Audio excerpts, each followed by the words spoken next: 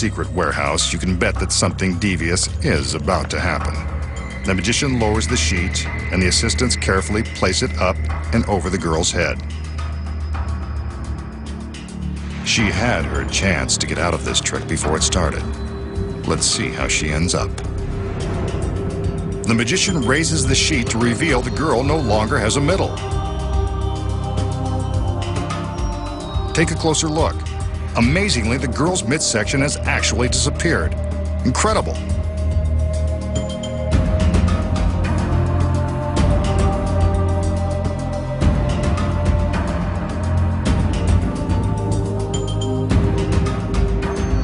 And she's still smiling.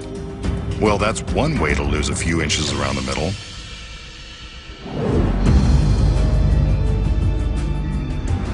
So, how does the magician remove the lady's midsection while her head and legs remain visible for all the world to see? Here are the secrets. When the illusion begins, the magician meets the overdressed girl who is standing in one spot.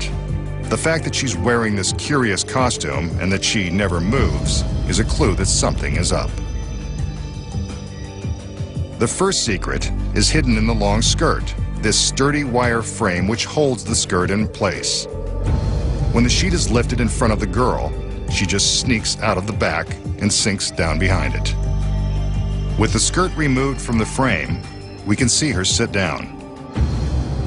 The next secret is that there is a false panel in the wall. A stagehand behind the wall removes the panel so the girl can lie back and out of sight. Then, a matching panel with a small cutout for her body is replaced, making the wall look solid.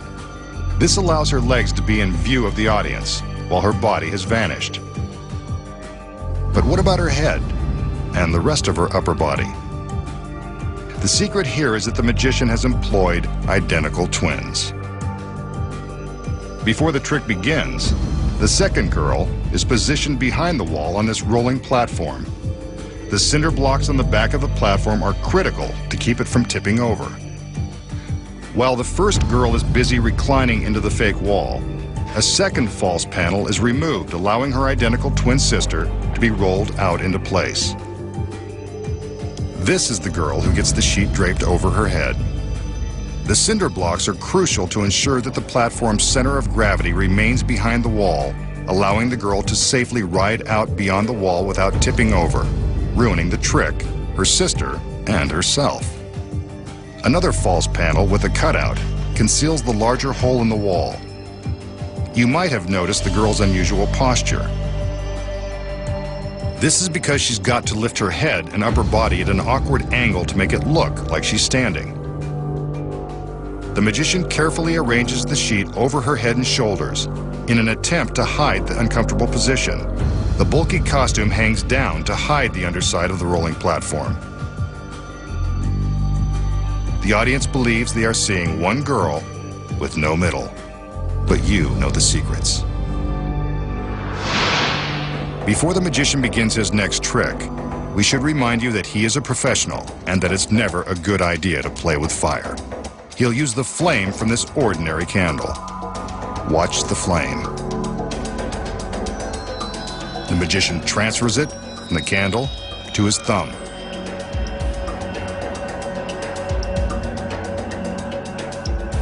Next, he transfers the flame back to the candle, where it belongs.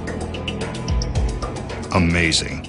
And since the trick is over, he blows out the candle, just to be on the safe side. So how does the magician transfer the flame from the candle to the tip of his thumb, then transfer it back without burning himself? Here are the secrets. The candle is real, and so is the flame. Remember, there is an element of danger. The big secret is a small gimmick hidden in his right hand, a flesh-colored plastic shell known as the magician's thumb. It contains a wick in the end. There's the wick. If we look inside, we can see plenty of wick and fireproof padding to protect his thumb. The wick is coated with lighter fluid, which burns brightly without burning the wick too quickly. When it appears that he is transferring the flame to his thumb from the candle, he He's really just lighting the wick on the fake tip and using the plastic to extinguish the candle. The audience sees the flaming thumb and thinks he can hold fire in his bare hand. To put the flame back on the candle, he simply uses the thumb tip to light the candle's wick and then uses the wax to snuff out the flame on his plastic thumb. Now that the candle is lit, how does he vanish the fake thumb? He simply hides it in his palm while he is making his magical gestures. It's gone. And now you know the secrets. The magician will perform an illusion that first appeared in the early 1900s, then was updated in the mid-1970s for television audiences. It involves this 8-sided pyramid. Legend has it that evil spirits reside in rooms with square corners, so an 8-sided room should be free of ghosts. We'll see. The magician examines the 8-sided pyramid. There's nothing unusual about it, except that it's an 8-sided pyramid in the middle of an empty warehouse. He calls in 2 of his beautiful assistants to help him open the doors, revealing that the pyramid is empty and free of evil spirits, at least visible ones. But maybe he can use some magic to conjure some friendly spirits. The assistants return with a sheet and a magical conjuring robe. You can't expect the magician to conjure without the right outfit. I like his personal stylist. Apparently, so does he. Easy, big guy. You've got conjuring to do. That's better. Back to work. Magic before pleasure. With a flourish, the magician steps inside the pyramid and goes to work.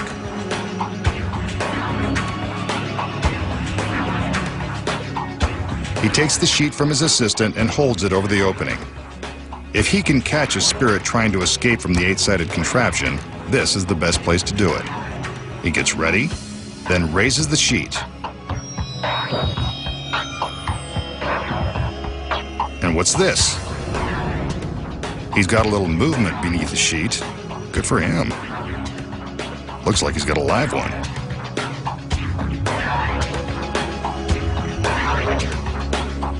Not exactly sure what's happening under there, but he seems to be enjoying it.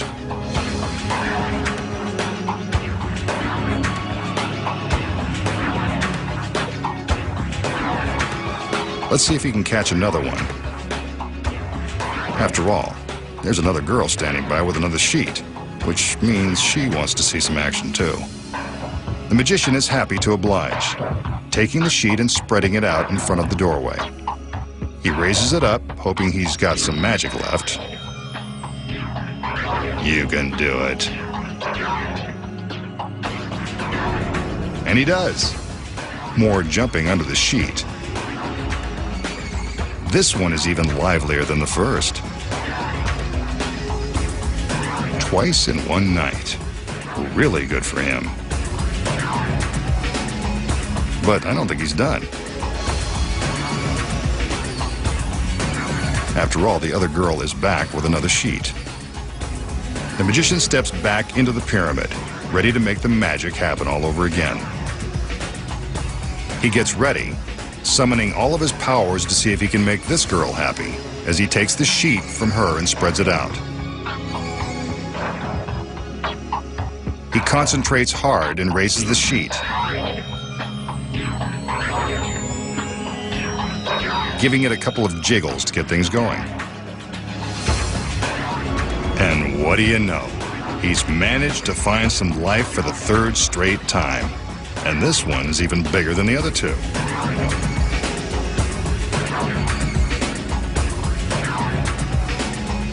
I have to hand it to the masked magician, but he's had enough. So he heads back into the pyramid to relax in his fancy robe. The girls close the doors to give him some privacy, while the spirits continue to do their spirit thing. As the girls begin to open the cabinet, the spirits are revealed to be 2 more beautiful assistants. But what about the one in the middle? It's the masked magician. Where did he come from? The pyramid is empty. So maybe the masked man has been in touch with his spirit side all along. So, How did the magician conjure spirits from his empty 8-sided pyramid, then appear as one of them? Here are the secrets. When the trick begins, the magician shows us that the pyramid is empty, but it's not. There are 2 mirrors built into the inside of the pyramid. See the girl's reflection? Hidden in a compartment behind the mirror are his 2 assistants and a body double. Here they are from the front. It's a tight fit, but the body double doesn't seem to mind. First, the magician holds the sheet high, covering the view inside the pyramid. At this moment, one of the assistants swings open the mirror, steps out of the compartment, closes the mirror behind her, and sneaks in behind the sheet. The magician drapes the sheet over her, and she moves backward toward the audience. Then the magician raises a second sheet. This is when the second assistant steps out from behind the mirror and slips behind the sheet. It's her turn to walk backward toward the audience. Here's how it would look without the sheet in place. With the sheet, it appears that the magician has conjured another spirit. And if you were wondering why the magician was wearing a magic robe, here's another secret. Most magicians who perform this trick don't go around wearing masks, so they have to use a cloak like this to distract the audience and obscure their identity. Their doubles wear identical robes, so the audience doesn't notice the big switch. When the magician raises the third sheet, the switch takes place. The magician's double comes out of the compartment and takes his place holding the sheet, while the magician sneaks under the sheet and walks towards the audience. Without the sheet, this is how it looks. That's the double, standing in the doorway of the pyramid. As the magician bounces toward the audience, the double heads inside the pyramid.